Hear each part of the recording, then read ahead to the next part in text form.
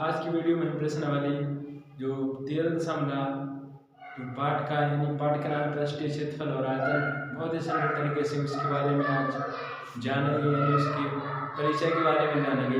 उसमें कितने फार्मूला है, कितने फार्मूला का अध्ययन करना है, उन्हीं के बारे में आज उसके बारे में समझेंगे। और ठीक है, तो क्या है पहला इसमें सूत्र है यानी फार्मूला क्या है, घन का आयतन। तो सबसे पहले गाइस घन क्या होता है उसके बारे में जानेंगे, घन की आकृति कैसे होती है गाइस। तो सबसे पहले अगर घन की आकृति बनाना हो तो सबसे पहले गाइस हम बना लेंगे क्या, वर्ग बना लेंगे। एक वर्ग की आकृति बना लेंगे गाइस, एक वर्ग की आकृति बन गई है।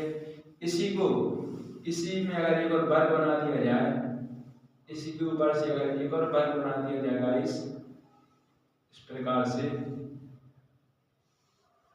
घन बना दिया जाए,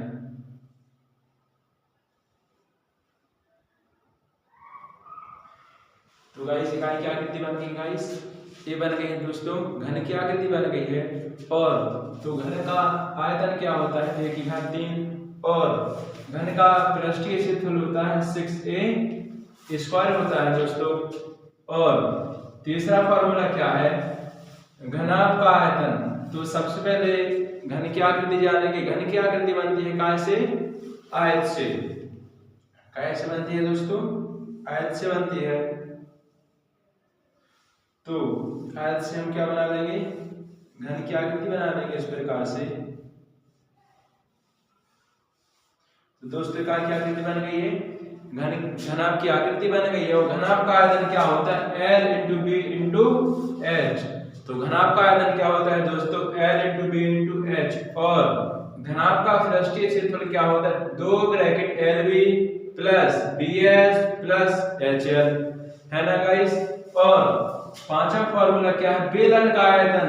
तो सबसे पहले गाइस बेलन की आकृति जानेंगे। बेलन की आकृति कैसे होती है, तो अगर इस प्रकार से अगर समझा जाए, आकृति बनाई जाए, तो इस प्रकार से क्या होती है, बेलन होती है।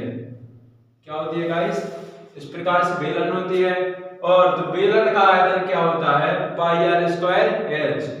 और बेलन का बक पृष्ठीय क्षेत्रफल होता है 2πrH। और एक और फार्मूला होता है इसके, बेलन का कुल पृष्ठीय क्षेत्रफल क्या होता है दोस्तों, 2πr+r+k H। और इसी प्रकार से शंकु का आयतन। तो गाइस सबसे पहले शंकु की आकृति को जानेंगे, किस प्रकार से आकृति बनती है शंकु की। तो शंकु की आकृति अगर बनाई जाए तो शंकु की आकृति होती है गाइस, कैसी होती है, सबसे पहले क्या बना लेंगे, त्रिभुज जैसा बना लेंगे, है ना। क्या बना लेंगे, त्रिभुज जैसा बना लेंगे। इसके बाद फिर उसको ऐसा बना दिया जाए, ऐसा। तो गाइस काय की आकृति बन गई, शंकु की आकृति इस प्रकार से होती है। और शंकु का आयतन होता है 1/3 πr² H। और शंकु का बक पृष्ठीय क्षेत्रफल होता है πrH। और शंकु का कुल पृष्ठीय क्षेत्रफल होता है πr+L+k R। और इसी प्रकार से यानी गोले का आयतन। तो गोले की आकृति क्या होती है, तो गोले की गाइस आकृति ऐसी होती है, क्या काय की आकृति है दोस्तों, गोले की आकृति है। और गोले का आयतन होता है 4/3 πr³। और गोले का पृष्ठीय क्षेत्रफल होता है दोस्तों 4πr²।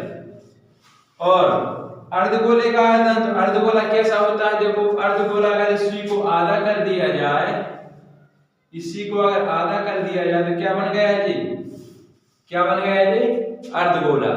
यानी अर्धगोले का आयतन होता है 2/3 πr³। और अर्धगोले का बक पृष्ठीय क्षेत्रफल होता है 2πr²। और अर्धगोले का कुल पृष्ठीय क्षेत्रफल होता है 3πr²। तो गाइस इस वीडियो में आपको पृष्ठीय क्षेत्रफल से संबंधित जितने भी फार्मूला हैं बहुत ही आसान तरीके से मैंने समझा दिया है। और